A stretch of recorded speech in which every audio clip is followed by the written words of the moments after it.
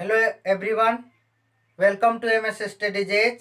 आज मैं क्लास 10वीं का मैथ्स का चैप्टर 1 का एक्सरसाइज 1.1 लेकर आए हैं और इस चैप्टर का एक्सरसाइज 1.1 का पहला प्रश्न है। तो चलिए बनाते हैं। एक्सरसाइज 1.1 का पहला प्रश्न, निम्नलिखित संख्याओं का HCF ज्ञात करने के लिए यूक्लिड विभाजन एल्गोरिथ्म का प्रयोग कीजिए। मतलब यूक्लिड विभाजन एल्गोरिथ्म का प्रयोग कर जो ये संख्या दिया हुआ है, ये सभी संख्याओं को ऐसे मौसा ज्ञात करना है। हायर कॉमन फैक्टर मतलब महत्तम समापवर्तक। समझ में आ गया? तो आप पिछले वीडियो में सीख चुके हैं यूक्लिड विभाजन एल्गोरिथ्म का प्रयोग कर HCF ज्ञात करने के लिए। तो चलिए उसी तरह से ये भी प्रश्न है, हल होगा। ठीक है, तो पहला प्रश्न है 135 और 225। तो यहाँ पर सबसे पहले भाज्य और भाजक को खोजेंगे। तो इसमें देखना है कि ये जो दोनों संख्या में से जो सबसे छोटा होगा उसको भाजक मान लेना है और जो बड़ा होगा उससे उसको भाज्य मान लेना है। तो भाज्य को ए से दिखाते हैं। तो ए कितना है? 225, क्योंकि इसमें से बड़ा ए है 225 और भाजक बी कितना है? 135। तो अब जब इस तरह से हम लोग लिख लिए, तब आप क्या करेंगे? यूक्लिड विभाजन एल्गोरिथ्म का प्रयोग करेंगे। तो यूक्लिड विभाजन एल्गोरिथ्म प्रयोग करेंगे तो ए बराबर क्या होगा? B Q plus R. ये यूक्लिड विभाजन एल्गोरिथ्म है। समझ में आ गया? मतलब भाज्य बराबर भाजक गुने भागफल जोड़ शेषफल। तो ए कितना है यहाँ पर? 225 बराबर।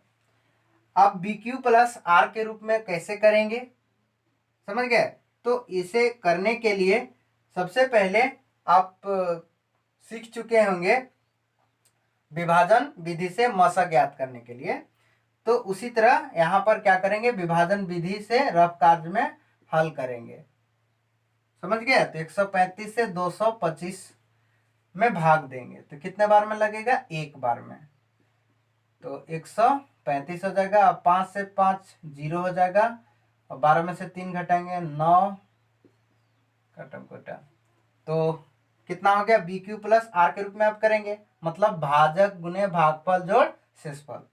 तो भाजक कितना है? 135 गुने भागफल 1 है जोड़ शेषफल 90 है। इस तरह से जब तक मतलब शेषफल 0 ना आ जाए तब तक इसी तरह से प्रक्रिया हल करते रहना है। समझ गए? तो चलिए अब 135 को भाज्य मान लेते हैं। समझ गए? और 90 को भाजक। समझ गए? तो कितने बार जाएगा? एक बार में। तो 135 से 90 घटाएंगे तो 5 0 5, 13 में से 9 4, 45 हो गया। तो 135 बराबर 90 गुने 1, 90 गुने 1 जोड़ शेषफल कितना है? 45। अभी भी 0 नहीं आया तो आगे फिर इसी तरह 90 को क्या मानेंगे? भाज्य, मतलब ए बराबर। तो ए बराबर मतलब 90 है तो 90 को भाज्य मान लेंगे। तो 45 दूना 90, कितने बार में भाग लग गया? 2 बार में। समझ गए? तो 90 बराबर हो जाएगा 45 गुने 2 जोड़ शेषफल 0। अब 0 आ गया ना? तो जब 0 आ जाता है तो अंतिम में जो बी बचता है, बी, समझ गए, उसी को हम लोग मसा मानते हैं। समझ गए? यानी बी के मतलब भाजक। समझ गए? तो भाजक अंतिम में कितना है? 45 है तो वही क्या हो जाएगा? HCF मतलब मसा हो जाएगा। तो मसा कितना है? 45 आंसर। ठीक है? तो इसी तरह आप इसको फटाफट अपने कॉपी में उतारिए और प्रैक्टिस कीजिए। समझ गए? तो चलिए अब दूसरा प्रश्न इसी प्रकार से हल करेंगे। तो मिटाएं? चलिए अब मिटाते हैं। इसी प्रकार बनेगा दूसरा भी। समझ गया? तो चलिए दूसरा प्रश्न को बनाते हैं। 196 और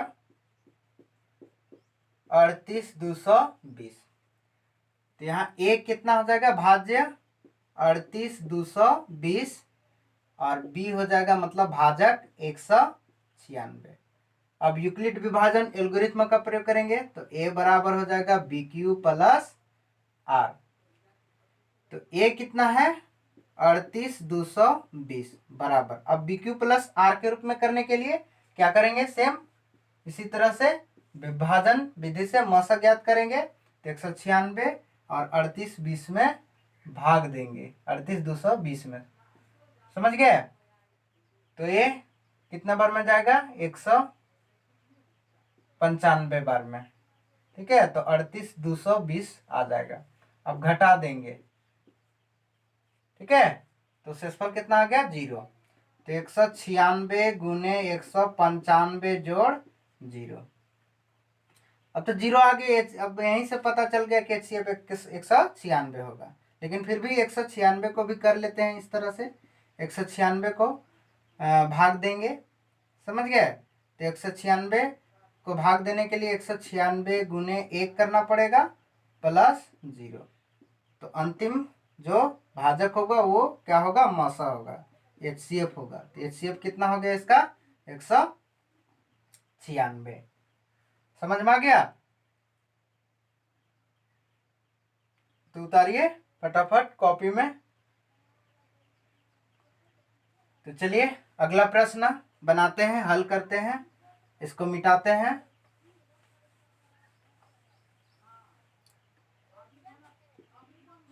तीसरा प्रश्न है 867 और 255।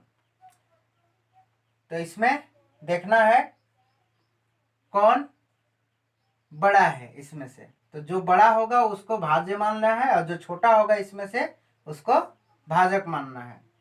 तो यहाँ पर भाज्य ये तो बड़ा है, तो भाज्य कितना हो जाएगा 867 और भाजक कितना हो जाएगा 255।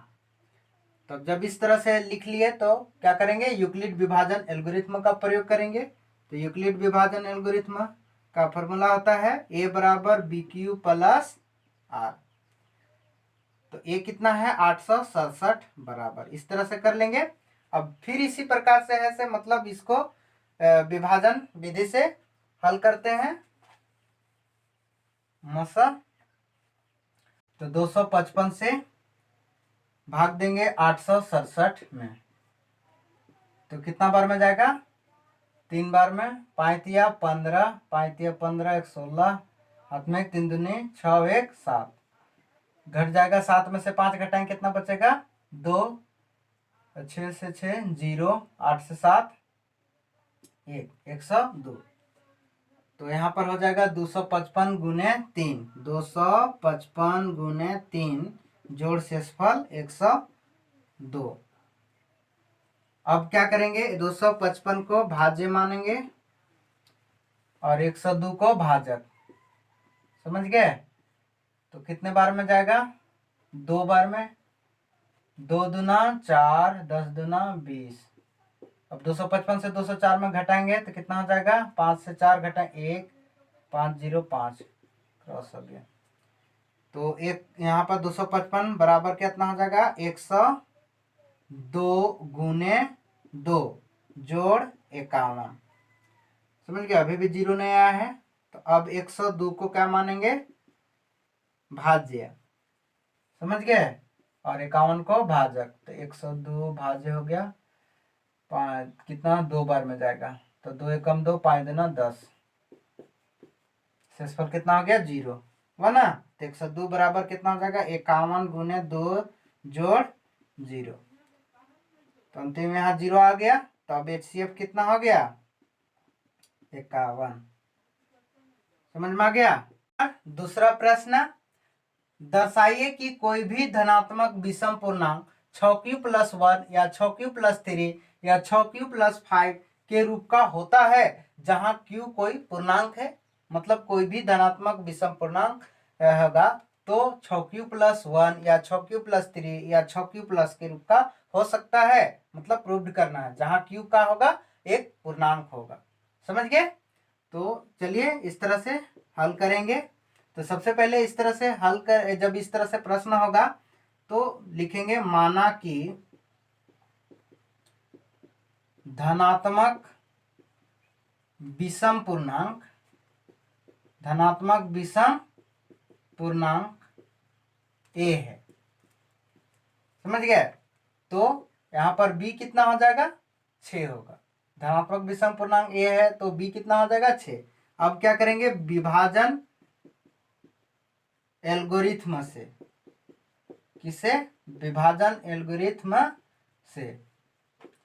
तो जब विभाजन एल्गोरिथ्म से होगा तो 0 से बड़ा या बराबर शेषफल होगा, लेकिन शेषफल से बड़ा b होगा। समझ गए? मतलब r से बड़ा b होगा, मतलब b से शेषफल क्या हो गया? छोटा होगा। तो जब इस तरह से 0 से बड़ा या बराबर शेषफल या शेषफल से बड़ा b होगा, मतलब भाजक होगा, तो इसलिए शेषफल 0, 1, 2, 3, 4, 5 है। समझ में आ गया?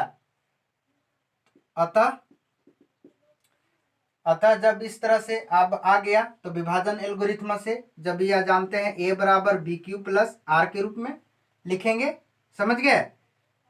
तो अब अतः यहाँ पर शेषफल 1 से लेते हैं, ठीक है, विषम धनात्मक पूर्णांक है तो a से लेंगे। तो अगर यहाँ पर शेषफल अगर 1 है तो यहाँ पर 1 जब शेषफल होगा, ठीक है, तो कितना हो जाएगा? 6q प्लस 1 के रूप में हो सकता है। समझ गए?